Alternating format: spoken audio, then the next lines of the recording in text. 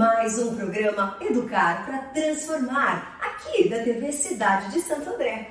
Toda semana um assunto diferente para levar você muita cultura, conhecimento, muito aprendizado a ser compartilhado. E esta semana, uma semana que eu trouxe um tema extremamente interessante e importante. Nós vamos falar sobre livro como agente transformador na vida dos jovens leitores. E para falar de um assunto tão rico, de um assunto tão importante, eu trouxe aqui um queridíssimo, ilustre escritor, roteirista e jornalista, Caio Tosi. Muito obrigado pelo convite, um prazer estar aqui conversando com você, Juliana. Eu é que agradeço, Caio Tosi. Pessoal, Caio Tosi há anos está aqui falando com a gente sobre a importância da leitura e a importância da arte na vida das pessoas. E é um carinho muito grande ter você no meu programa, Caio. Imagina, é um prazer o meu. De verdade. Muito legal. Queria que você contasse um pouco para o público quem é você, um pouco desse seu caminho aí, que é bem variado. É um caminho de várias eixos aí de atuação. Mas eu brinco que, na verdade, no fundo, eu sou um contador de histórias, né? Eu acho que eu me sinto isso e aí eu fui descobrindo como que eu posso contar essa história, seja nos livros, já fiz filme, já fiz peça, tem um podcast, né? Então são várias possibilidades de atuação e contar histórias, inventar histórias, às vezes reportar histórias, né? Quando a gente está falando de jornalismo, né? Como você falou, eu sou jornalista. Mas eu acho que sempre que me perguntam, Juliana, assim, de onde surgiu isso, eu faço uma viagem no tempo aí na minha cabeça para entender qual é o ponto de partida e eu não consigo encontrar. Porque para mim, na minha recordação, de alguma maneira eu sempre fui isso. Eu não sei precisar, assim, foi a partir disso que me fez me interessar por histórias, eu querer criar. Não. Talvez a influência na sua infância, muitos fatores? Olha, eu sempre trago alguns elementos aí, né, da minha vida, que eu sou filho único, que nasci em 1984, então cresci, a minha infância foi no final dos anos 80 até, né, quando 94, 95 eu tinha 10, 11 anos, nessa fase da pré-adolescência. Isso significa que é uma fase, né, morando em São Paulo, então morando num apartamento, então sempre me alimentando aí das histórias da televisão. A televisão sempre foi, eu sou de uma geração que a televisão foi muito companheira, né? Sim. Hoje tem o computador, né, mas a televisão, mas sempre gostei desde meus 7, 8 anos eu me lembro estar interessado pelos gibis, pelas histórias, quadrinhos, pelos livros. E eu acho que era uma coisa natural. Em casa tinha os livros, tinha estante, mas também não sei se era uma casa super leitora. Tinha isso no nosso cotidiano, mas não posso dizer que era uma casa que, puxa, meus pais liam, mas não era, né? Mas sempre me incentivaram quando surgiu esse gosto pela leitura. Então tinha, pela leitura e pelas histórias, né? Então tinha muito de mim. E eu acho, falei de ser filho único, Juliana, porque sem irmão, né? Eu acho que de alguma maneira as histórias, os personagens passaram a ser meus companheiros, né? Até o exercício da sua criatividade tornou-se maior, né? Total, porque a gente tem que ocupar o tempo. E como foi muito, como o meu espírito, minha personalidade ia muito por esse lugar.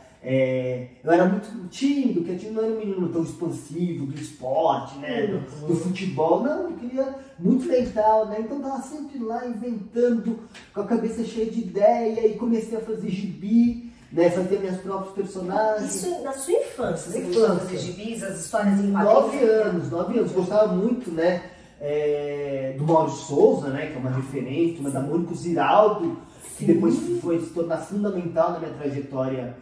A gente pode falar um pouco depois na minha trajetória, na minha carreira.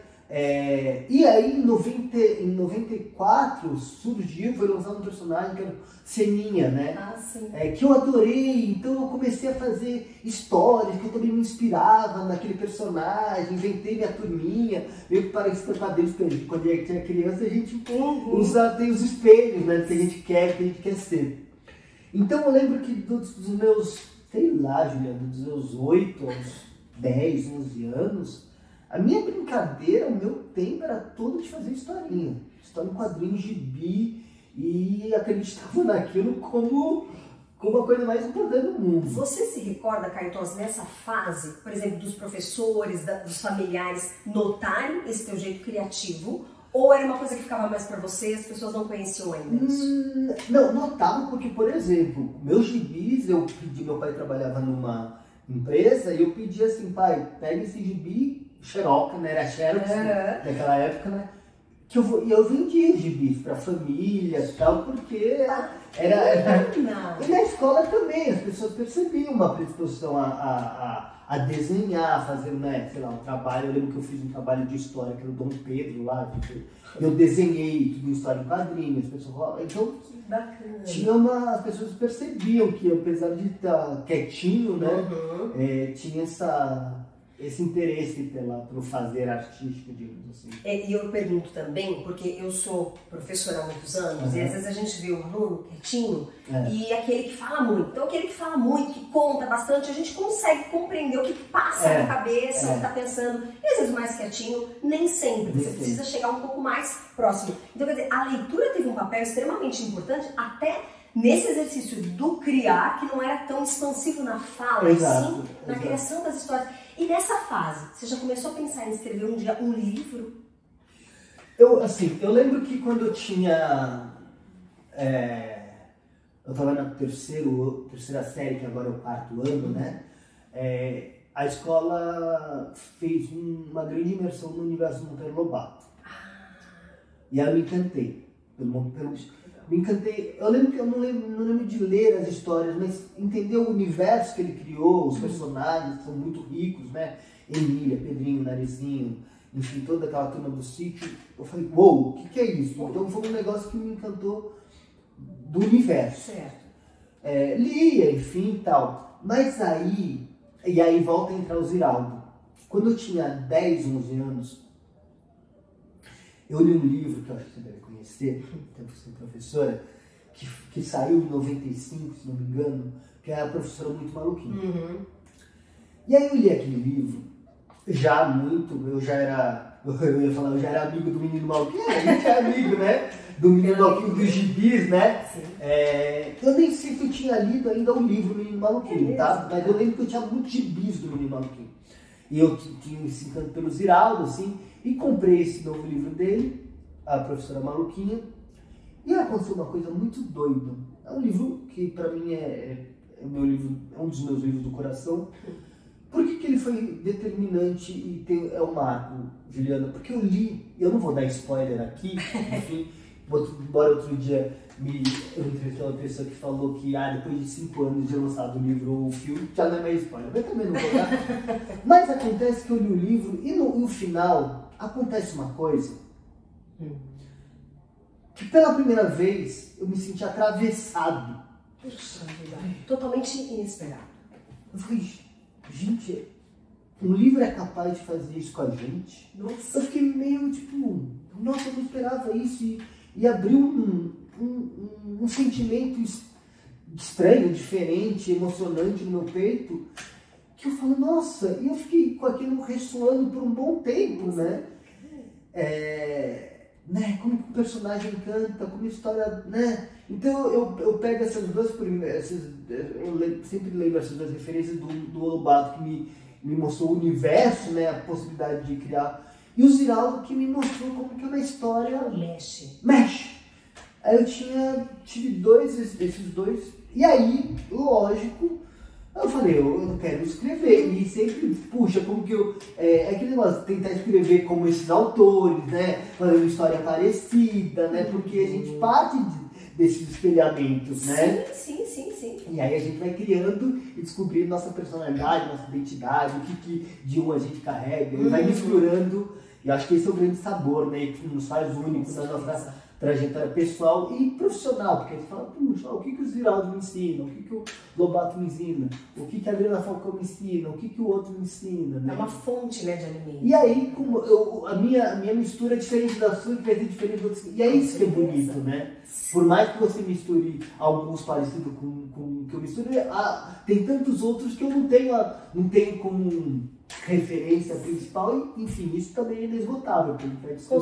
E aí a importância, né, da família, da escola, colocar para as crianças, para os adolescentes, o mundo da leitura. O mundo da leitura, exatamente. Apresentar. E eu acho que um ponto que eu sempre bato na tecla, até quando eu vou nas escolas e tudo mais, e hoje escrevendo livros para o público infantil, juvenil, que é o meu foco aí, o meu trabalho com a leitura, com a escrita, com a leitura e com a literatura, eu acho que é importante as famílias, as escolas, os professores, ter um ponto principal que é escute o que eles querem.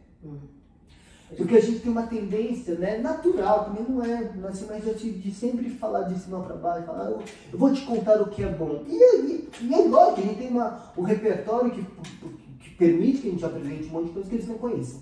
Mas para além disso, para a gente pegar o fio da meada com esses jovens leitores, a gente tem que entender o que toca o coração deles, né? E às vezes a gente, ainda mais com o avanço, né, com as descobertas das gerações, né, e cada vez mais rápido, né, é importante que a gente seja atento e olhe para o que eles estão lendo e se interessando sem preconceito. Você pode gostar ou não gostar? Pode. Como enfim, depende de qualquer filme, qualquer livro, peça, enfim, a gente tem gostos, né? Sim. Que também é sempre relativo, porque o que é bom, o que é ruim é sempre relativo, né? Mas, do ponto de vista do jovem leitor, é entender o que está conectando. Porque você pode falar, puxa, eu não acho que é o melhor livro, embora eu acho que tem muita coisa que as pessoas têm preconceito e são legais pra caramba. Mas estou conectando e deixa ele ler. E aí, a partir dessa conexão, desse tema, você puxa o fio para apresentar outras coisas, né? Perfeito. E sabe, quando você fala isso, Caetós, me lembra a minha infância, eu acho que você também toca nisso, a história em quadrinhos, né? Para nós, foi uma fonte de apresentar o mundo da leitura. Exato. E eu me recordo que eu tinha um professor que falava, mas você só lê gibi? Então, e aí eu ficava quietinha, às vezes eu nem comentava que eu lia gibi, e eu adorava ler Maurício de Souza, uma vez eu tive a oportunidade de encontrar, me emocionei porque marcou muito pra mim, mas ele não é apenas a história em quadrinho, eu conheci um mundo junto, me fez ter vontade de ler. E é isso que você falou, é um gancho para apresentar uma série do mundo da leitura, uma série de coisas que estão dentro disso e que vão servir de alimento. Você falou duas coisas que eu acho muito importantes, Juliana, que a gente precisa entender, acho que desde sempre, mas hoje, assim, é importante com os leitores de hoje, que, assim, a leitura não é só livro, né? Hoje a gente lê, eu uso esse termo ler, mas de alguma maneira a gente lê as séries, a gente lê os quadrinhos. Até hoje mesmo você tem um perfil aí de livro muito consumido pelos jovens, que estourou aí com o Diário de um Banana, que eu adoro. Tem gente que fala, eu amo, acho incrível. Que são esses livros, né, que estão em formato diário, tem as historinhas, tem os desenhos que remetem aos quadrinhos, né? E tem ainda assim, esse livro não vale pra caramba, né? E aí hoje as séries dos streams também trazem leitores, cada vez mais eles podem engajar, né, para a leitura, porque não dá para falar. Eu acho uma bobagem falar que é competição, que tem espaço para todos. E aliás, na verdade, a chance de que eles se complementem, se você permite isso, é muito maior, né? Com certeza! E outra coisa que você falou, né, quando eu lia os quadrinhos, eu lia, né? A gente tem que entender que leitura, e aí por isso que eu amplio eu sempre falo, eu gosto muito de falar dos livros, mas eu não gosto de esquecer de falar das histórias de modo geral, né? Por quê? Porque por causa disso, porque a gente está lendo uma história, o tempo todo, né? Lógico que o exercício do ler o livro tem uma importância, e até porque o livro é esse objeto mais incrível do mundo, porque não quebra, não acaba a bateria, e você leva, né, debaixo do braço no universo. Então não tem objeto mais poderoso e mais potente. Você carrega o mundo com você. Então o livro tem sua Mas a gente não pode negar que tudo compõe, e o exercício de aprender a ler e do hábito de ler, e o que você ganha além do livro, não é só ler aquilo, né? Você lê o mundo, você aprende a ler o mundo, né? Com certeza.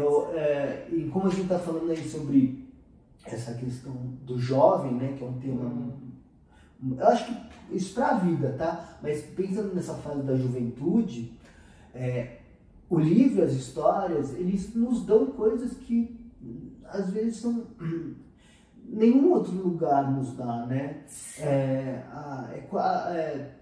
São vivências. São vivências, e eu acho que eu sempre penso que a arte nos dá a possibilidade de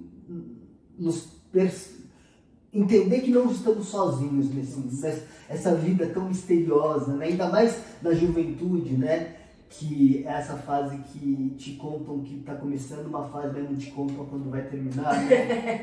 A partir de agora você é adolescente, até quando? Vai! Né? E aí tem alguns fatores que determinam isso, até físicos, né? Da puberdade e tal. Mas você pode, essa fase, você já pode começar a fazer um monte de coisa e não pode. Não pode. Então, né? assim, qual é? Sim. O que vocês querem de mim, gente? Qual é? O livro traz, né? E o livro, às vezes, a escola, por mais importante que ela seja, a família também, às vezes tem temas ou assuntos que eles não conseguem dar conta tão de imediato. E às vezes a arte, o livro que cai no colo, o filme que fala sobre determinado tema, dá vazão e abre espaço para diálogos. E mesmo que seja um diálogo da pessoa com o próprio filme, não é? Mas às vezes abre espaço que são tão necessários, né, para essa transformação, para entender esse sentimento que está acontecendo, as descobertas das primeiras vezes e tudo mais. Entendimento da vida. Da vida, né? A arte tem a gente tem toda essa discussão recente, né, dos contos de fada, né?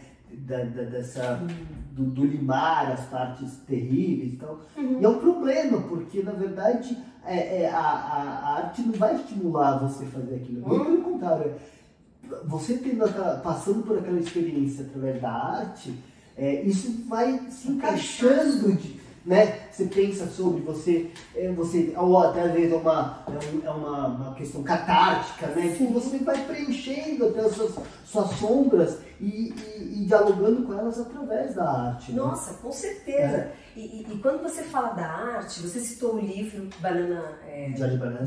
Eu ia falar Banana de Pijama, me recordei. Minha surpresa, o Diário de um Banana. E o Diário de um Banana, na minha opinião, como professora, muito aluno vinha falando e tinha pai que falava, Pro, indica um outro livro. E quando você falou, me veio essa memória. E eu dizia, pai, você já leu? Porque a maioria dos pais não leu. Ô Juliana, eu tenho comentado, eu já comentei outro dia no meu podcast, no Mochila, eu falei para outras pessoas recentemente essa história. Mais de uma vez, porque sempre que eu vou nas escolas, eu tenho ido regularmente, isso é muito legal, por causa dos meus livros infantis, que são para essa faixa, né? Hoje eu escrevo e eu gosto de escrever para esse público que está deixando a infância, indo para a adolescência e para os jovens. Eu brinco, né, que eu achava que eu ia escrever para crianças, mas como eu gosto muito de aventura, de trama, de acontecimentos, as histórias ficam com mais fôlego, né? E aí eu descobri que é para esse público, né?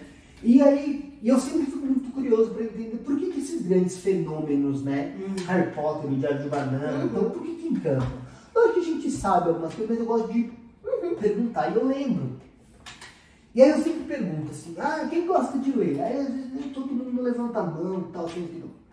Aí eu pergunto, quem já leu o Diário de Banana? Aí todo mundo levanta, aí eu falo, peraí, o que está acontecendo? E às vezes eu ouço da professora ou de quem está, fala assim, puxa, eles só leem isso. Aí eu pergunto pro jovem, né, pro menino, pra menina, falo assim, mas por que você gosta? Por que você lê? Aí eu já encontro mais de uma vez, tá? Ele fala, porque o Greg, que é o protagonista, sou eu. Aí você fala, entende? Tá, você pode achar X ou Y, mas é disso que você tem que entender. O que está conectando, né? O Diário de Banana fez uma coisa muito incrível. Eu acho ele muito bem-humorado, muito divertido, bem escrito e tem um universo. Mas ele conseguiu, dessa maneira leve, com humor, discutir as dúvidas, os medos, as fraquezas, através do protagonista dessa fase que você está deixando de ser criança. É por isso que conecta. Porque o personagem é coração. Então, não dá pra você, eu acho muito... E aí, quando você fala que o livro não vale, o que você tá falando? Você não vale. Sim. Aí você desencadeia um negócio que é... E esse livro, ele traz também muito a questão da crônica, por exemplo. Porque o livro é como se ele colocasse esses fatores do dia a dia. Exato. Né? E quando a gente fala em crônica, o Caio também tem um livro que traz crônicas.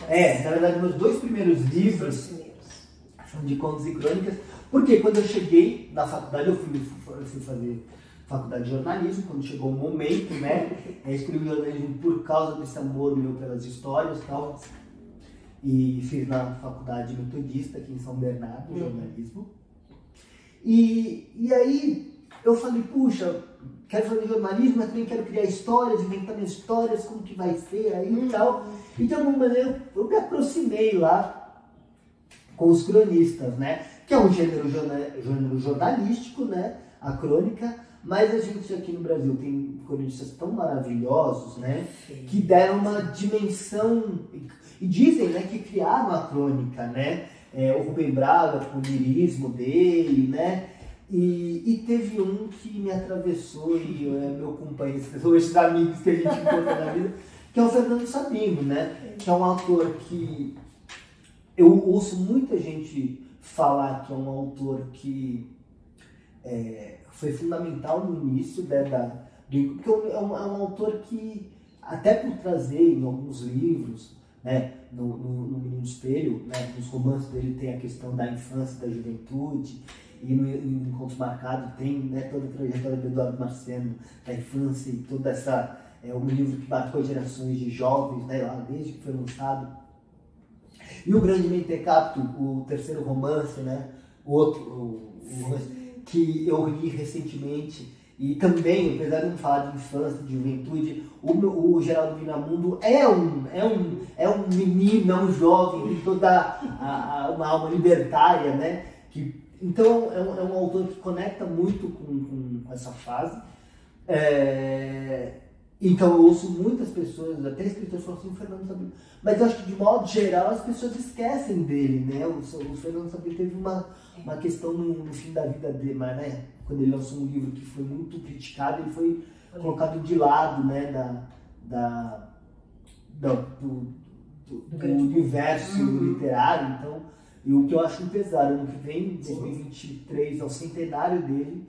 Eu acho que a gente tem... Ele tinha um apelido, né? Stanislau Ponte Preta. Não. Esse era outro. Ah, tá. É um outro cronista. É um outro cronista. Perfeito. Porque eram 2 cronistas que eu utilizava para fazer as provas com os alunos, e o Stanislau Ponte Preta, uma vez uma pessoa me falou que seria, mas não é Não é não. Então, celebremos sempre, com certeza. Lembremos que ano que vem centenário. Quero convidar você para participar ano que vem eu vou fazer algumas entrevistas ano que vem, referentes a alguns autores que marcaram os últimos 100 anos da literatura brasileira, e o Fernando Sabino mais que especial. Lógico. Vamos conversar sobre o Sabino. E aí foi esse encantamento pelas obras, pelas crônicas do Fernando Sabino, principalmente, que você decidiu criar o teu livro. Aí comecei a escrever crônicas. Na faculdade tinha amigos que também escreviam, a gente trocava, né, nos inspirando lá, como ele fazia, né, os escritores lá no Encontro Marcado e tudo mais. E dessas crônicas que ficaram um tempo na gaveta, aí acabou a faculdade e tal. Fui pro mercado de trabalho, aí fui trabalhar com a produtora, abri uma produtora, uma sociedade com uns amigos meus. Mas eu queria ser escritor, né? E eu falava, mas para ser escritor eu preciso ter um livro, né? Não adianta eu... E aí eu falei, eu já estava trabalhando, já tinha um dinheirinho, né, guardado, falei, vou pegar esse dinheiro e vou fazer pegar as crônicas e eu vou bancar meu primeiro livro. E aí eu banquei meu primeiro livro, que eu reuni essas contos e crônicas que já estavam guardadas na gaveta, que foi o Postal e Outras Histórias. Foi que saiu ano? em 2009. 2009. 2009. E esse foi o primeiro. Foi o primeiro. E aí você não parou mais. Aí não parei mais. Aí fiz um segundo livro de contos e crônicas, também, que saiu pela editora Patuá, que é o Quando Éramos Mais. Mas esse negócio do infanto juvenil, até por ter... E aí na faculdade eu me aproximei, o meu trabalho de conclusão de curso também, junto com um grupo de amigos, foi sobre o Ziraldo, então eu também peguei todo aquele Isso, eu fio. queria que você contasse pra gente por que o Ziraldo foi tão... Bom, você já colocou pra nós a questão dele, talvez apresentar a você a leitura como aquele meio que estimula e toca o coração, transforma, né? Mas depois ele continua. Ele volta, né? Ele nunca deixa de estar, né? Mas ele ganha lá um lugar especial. E a gente foi fazer esse trabalho de conclusão de curso, foi muito legal, porque a gente mergulhou na vida dele e conheceu. E eu acho que o grande ponto desse encontro, não vou dizer nem reencontro, né? Esse encontro diferente aí, é que o Ziraldo me fez entender o que eu podia ser. Porque eu também queria ser assim, eu gostava de escrever, eu estava fazendo jornalismo, mas eu queria inventar história no jornalismo, não pode inventar história no jornalismo, gente. Fake news não pode. Ainda mais fazer. Exatamente. Então, mas como que eu vou criar? E eu gostava muito de roteiro de TV, e eu falei, mas será que você fazer? Como eu vou fazer? Aí eu gostava de desenhar, Uma coisa, né? Numa pessoa só. Aí eu dei de cara, né? Assim, entendi quem era o Ziraldo. Eu falei, cara, mas peraí, o Ziraldo é tanta coisa, é quadrinista, desenhista, foi jornalista no Pasquim, do Minimalquinho, a turma do Pererê, aí descobri que ele fez dramaturgia e artista gráfico, e aí eu entendi. E aí eu vi uma vez o Ziraldo falou que tudo que ele faz é sempre uma narrativa. E aí eu me dei conta que, na verdade, a raiz é uma só, né? Ele é um contador de história que pode explorar tudo que... né? Tudo que... Eu falei, puxa, eu acho que é isso, não precisa ser ideia. Eu acho que eu tenho esse desejo de contar história, por que não me permitir? Acho que foi um pouco assim que eu fui seguindo, né, Juliana? E tenho hoje, vejo como eu trabalho, né? Porque eu tenho eu sou roteirista, trabalho, né, faço roteiros aí para empresas e tudo mais, tenho uma trajetória de roteiro principalmente com documentários, porque eu produzi junto com o Pedro Ferrarini, que era meu sócio na produtora e meu super amigo. A gente criou e produziu 2 documentários, um inclusive sobre o Ziraldo, né? Que delícia. Foi quando o Menino que fez 30 anos de existência, a gente fez uma média-metragem sobre o personagem e como que a vida do Ziraldo se transformou a partir do personagem. E depois a gente fez um longa-metragem chamado A Vida Não Basta. A Vida Não Basta. E aí, por isso que eu sempre falo da importância da arte, né? Porque A Vida Não Basta foi um filme que a gente quis fazer, que surgiu de uma inquietação minha, para entender, puxa, por que a gente cria as coisas? Por que a gente tá, né, até fazendo esse resgate da minha história, por que eu tô sempre tanta ideia, pensando, ai meu Deus, quanta coisa, e às vezes você fala, não, eu amo fazer, mas gente, quanta coisa, para que tudo isso, né? E aí, eu falei, puxa, eu queria muito fazer um filme, a gente uma produtora, né? O Pedro continua com a produtora, super legal, a Vila Filmes, e aí a gente queria fazer projeto, já feito do Ziraldo, mas tem que fazer outro projeto, e eu queria fazer um filme que falasse sobre essas pessoas que criam, mas eu não sabia muito bem o que era e tal, mas queria investigar isso. Por que as pessoas criam, por que as pessoas não têm história? Que era uma bucha minha, né? De uma vida inteira. E aí um dia, Juliana, eu estava na festa literária da Flip, da festa literária de Paraty, a Flip, e aí naquele ano que eu estava Ferreira Goulart. Ferreira Goulart. E eu estava lá, ele estava dando uma palestra, eu estava ouvindo uma palestra no telão, E aí ele falou no meio da palestra a frase, né? A arte existe porque a vida não basta. Eu parei e falei, peraí, eu acho que é isso. Acho que é isso. Assim, a gente tem essa vida, tem essa realidade, tem o que a gente... o dia a dia e tal, mas não basta, a gente precisa de algo além. Eu falei, aí voltei para São Paulo, falei, Pedro, achei o mote do filme. Nossa! É esse o filme. Que profundo! E aí, a partir disso, a gente criou um filme que foi muito, muito lindo, que a gente foi investigar, vai conversar com 9 criadores, né, de várias áreas artísticas, para entender como que a arte conectou a vida deles, como que isso, como ela potencializou a vida, transformou e como eles passaram a ser criadores. Então a gente conseguiu, o filme vai fazer 10 anos ano que vem. 10 2013, Meu e a gente Deus. Conversou com o Fedra Goulart, Toquinho, Denise Fraga, Laís Bodansky, o Gabriel Baio, Fábio Moon, quadrinistas, Ronaldo Fraga e o Leonardo Moreira. Mas é só gente. E o Milton Ratum.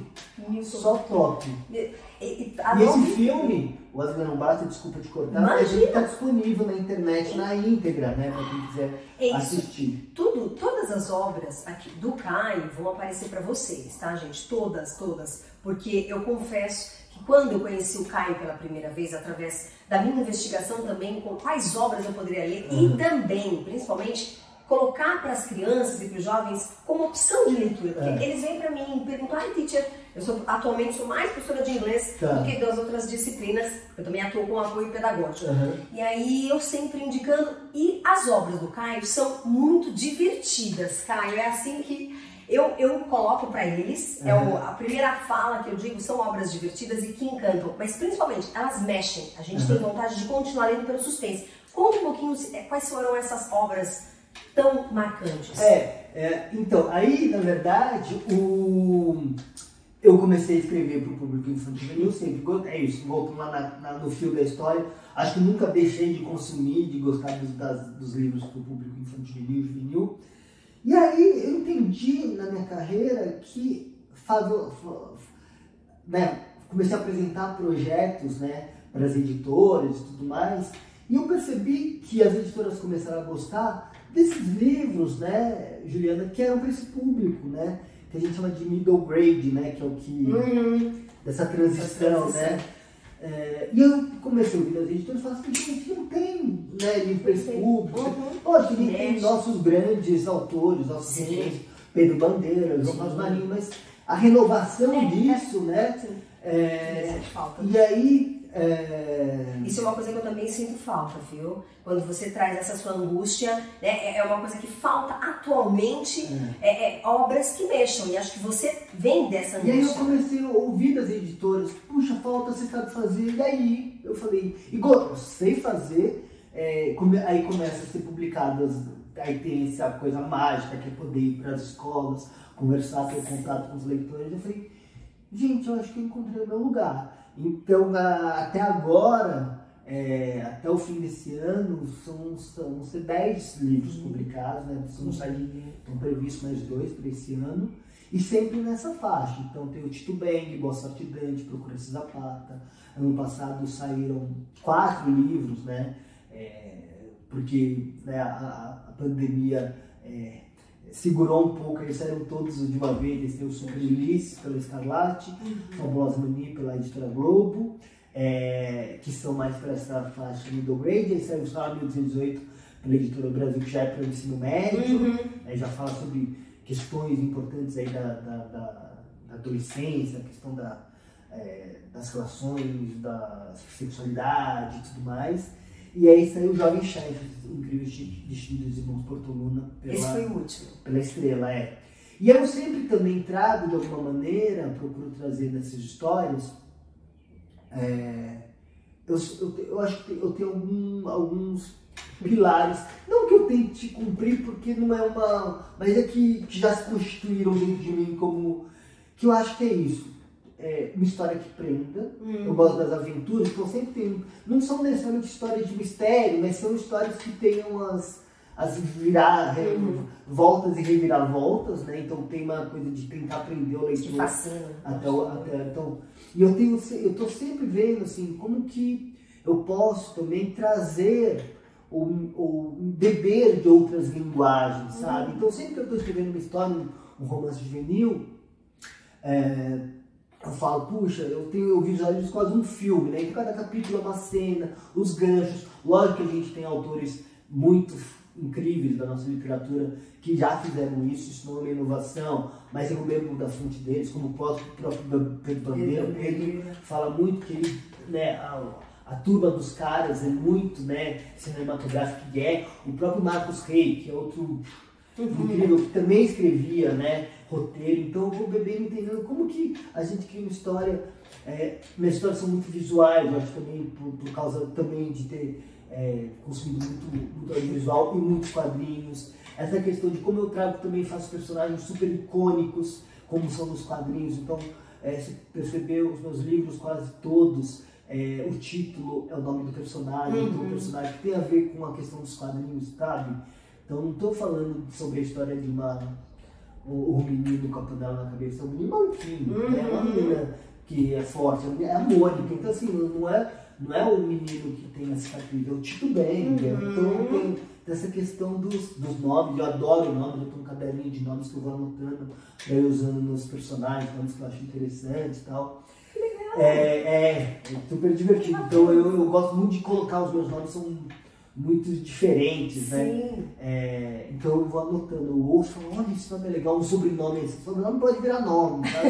Daí eu vou compor meus personagens para eles terem uma identidade, E acho que é isso. É interessante porque você realmente se preocupa em tocar o jovem, em tocar o leitor, né? Juliana, para mim, no fundo do coração, não é brincadeira. O que eu penso quando eu estou escrevendo é que esse livro possa cair no colo do leitor e ser uma boa companhia para eles. Eu acho que os livros são... Eu penso sempre em livros que possam ser boas companhias, que possam ser... Viajar junto. Eu acho tão incrível. Às vezes tem algumas imagens na minha cabeça, eu acho lindo, sabe? A ideia o jovem às vezes não tem nada para fazer uma tarde, né? Porque às vezes tem acesso e poder encontrar um livro e passar a tarde, viver, né? Nossa. Às vezes são livros de uma tarde que ok, sabe? E fazem com que a própria tarde, às vezes é um livro que pode ter, se desdobrar, né? Com um mergulho mais profundo. Mas eu sempre estou pensando assim, como posso fazer uma coisa que caia no colo, se não precisa necessariamente de mediação, né? Pode se conectar direto e pode ser legal. E é isso, a aventura, mas eu sempre procuro a camada de como eu trabalho a questão dos conflitos, dos sentimentos, do comportamento, mesmo que não seja um livro necessariamente comportamental, né? Porque a gente tem livros mais comportamentais, tem mais só as aventuras, tem mais de mistério, mas eu sempre quero trazer essa camada, né, para os personagens, porque o leitor está passando por várias questões, várias descobertas, né? Transformações, né? Além da aventura, uma segunda aventura por si só, né? Então eu acho que é isso, eu sempre estou preocupado preocupado não, mas olhando para isso, né? Atento a isso. E ao tocar o leitor, né? O leitor começa a viajar e a aprender, porque são muitas as formas, né, que o livro tem para nos ensinar. Muitas vezes mensagens que você no dia a dia, como você mesmo colocou anteriormente, no dia a dia você não tem. E o livro toca, o livro dialoga com você. E com o adolescente, quanta coisa que ele não tem de inquietação e que muitas vezes não consegue encontrar, né, essa resposta para as dúvidas na sala de aula ou na família, e o livro vai trazendo. E você sabe que eu acho que às vezes, apesar de hoje a gente ver em pesquisas e dados que os jovens, ao contrário do que vivem querendo repetir, às vezes eu acho que essas perguntas até já foram ultrapassadas, sabe? Como que faz para o jovem ler? O jovem lê, não tem essa de... Às vezes o problema das pessoas é porque ele não está lendo o que eu quero, mas ele lê. Vamos parar com isso, que o jovem não lê, é só ver a Bienal, é só ver os... Lê, pelo amor de Deus, né?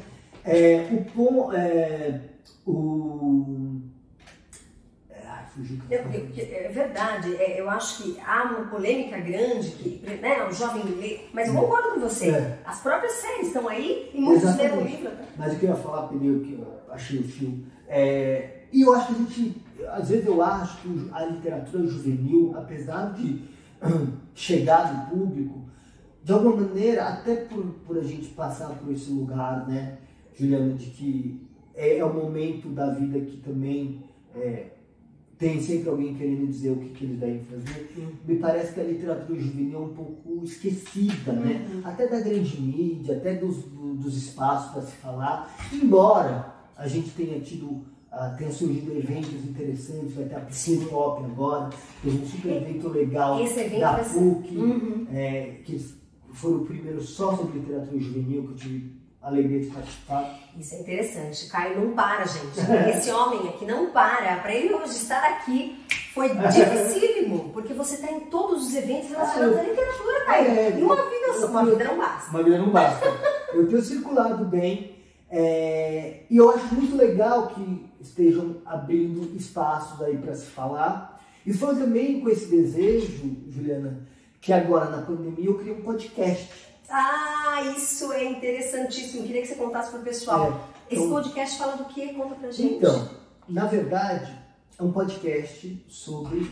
que eu falo que é um podcast sobre ficções para jovens. Ficções. Por que eu falo ficções? Porque eu ia partir da literatura, mas eu falo, não, eu quero falar sobre histórias, narrativas criadas para os jovens em qualquer linguagem.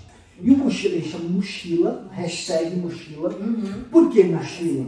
Porque onde o jovem guarda suas histórias, seus segredos, seus sonhos, suas dúvidas, né? É um símbolo muito forte, né, da juventude, né? E eu tava na pandemia, teve esse boom dos podcasts, né? Eu comecei a ouvir, consumir, eu falei, vou consumir as coisas que eu gosto, né? Cinema achei, literatura achei, quadrinhos achei, eu falei, vou ouvir um podcast sobre literatura juvenil. Não tinha. E eu, nessa minha paixão pela literatura juvenil, e eu acho que é um lugar de missão mesmo, não sei se é a melhor palavra, mas eu acho que é um compromisso que eu tenho, que eu criei, né? Entendo o quão importante isso é na vida das pessoas, e se eu me predispus a fazer isso, e sei fazer isso, então que eu entenda todas as responsabilidades disso, né? Não é só escrever e eu vendi, não é só isso. E eu falei, puxa, eu com essa paixão, eu queria já, em algum momento, tinha ideia de explorar esse tema de uma maneira jornalística, como eu tinha feito. Eu falei, acho que eu vou fazer um documentário, como eu tinha feito os outros. Entrou a pandemia, não deu para fazer documentário, então veio esse negócio do podcast, eu falei, mas por que eu não faço então um podcast? Não sabia fazer, nunca tinha feito, não tinha estúdio, não tinha câmera, não tinha microfone, eu falei, não sei, não vai dar pra fazer. E aí eu comecei a ligar para alguns amigos do audiovisual, eu falei, como que eu faço um podcast? E eles falaram assim, Caio, a gente tá na era das lives, né? Foi bem nesse pico do Covid e tal, todo mundo isolado, e quando bombaram as lives. Cara, vai do jeito que você deslancha, não fica preso. Eu comecei a perceber realmente que tinha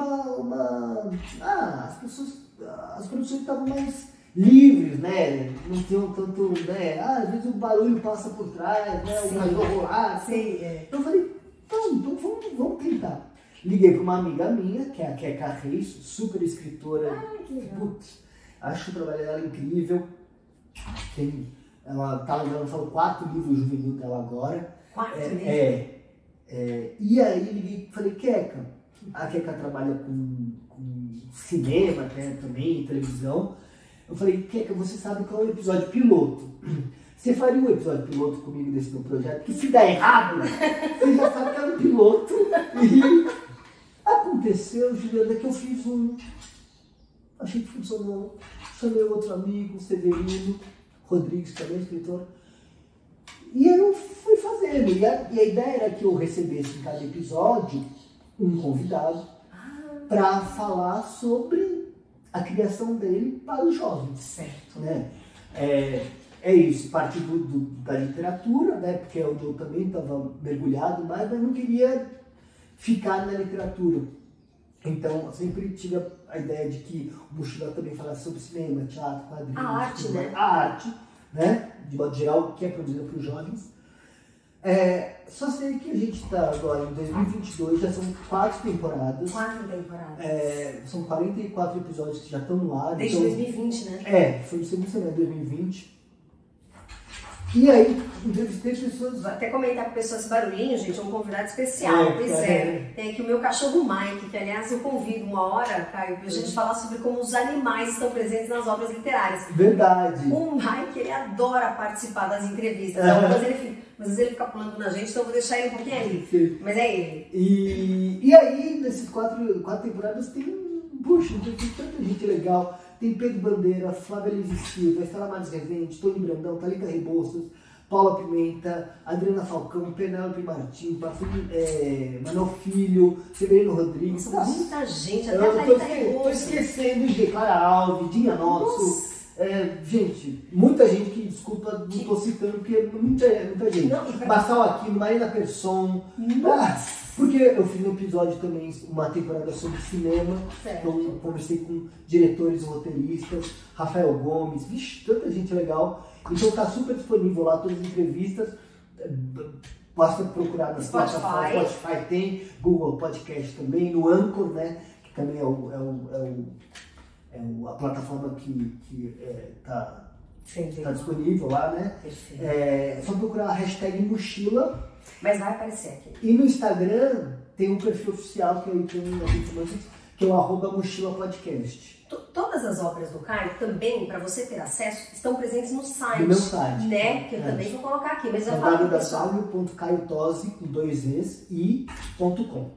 E o mais legal, meu Deus, eu não queria finalizar, mas eu quero te fazer o convite para você estar em outras entrevistas aqui, Caio. Por favor, prazer. Porque o Caio, além de ser essa pessoa extremamente estudada, que adora escrever, enfim, tá em você isso, ele é uma pessoa que dialoga com todo mundo. Porque o objetivo do Caio é que a arte realmente toque as pessoas, né? E principalmente lugares como escolas, que estão tão preocupadas, né? E devem estar em levar a arte, levar a literatura para as crianças e para os jovens.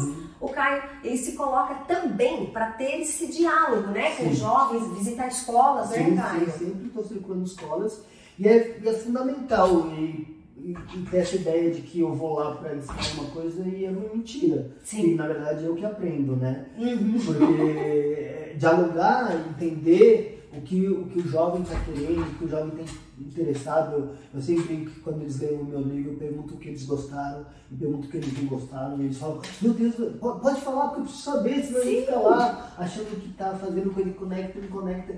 Isso eu aprendo tanto na riqueza, então sempre que eu tenho a oportunidade de ir. E hoje em dia, né, depois dessa experiência muito maluca e muito sofrida que vivemos da pandemia, que tudo está voltando, enfim, de alguma maneira, mas também passou a ter essa facilidade, essa das lives, né, dos encontros virtuais, então eu estou super disponível quando facilita também em alguma instância, né? Com certeza, oficinas, né? O Caio também tem. Vocês entrando, pessoal, no site, vocês vão conhecer toda a obra. Além disso, eu também vou colocar para vocês o nome dos livros, os documentários, enfim, Caio, é assunto para muitas e muitas conversas. Sim. Queria agradecer Imagina. a tua ilustre presença aqui. Você só brilhantou o programa. Obrigado, não, parabéns. Parabéns pela iniciativa, pelo programa, pela essa ideia de fazer um projeto que está sempre discutindo como que é possível transformar nossas vidas, né? Fazer a vida. Eu sempre acho que o nosso caminho aqui, de todos nós, a gente tenta entender como faz essa vida mais legal, né? Sim. Mas é legal, mas tem às vezes tanta apurrinhação, né? Então como a gente deixa as coisas mais pro sim do que pro não, né? Então, parabéns pela iniciativa, obrigado pelo convite. Imagina!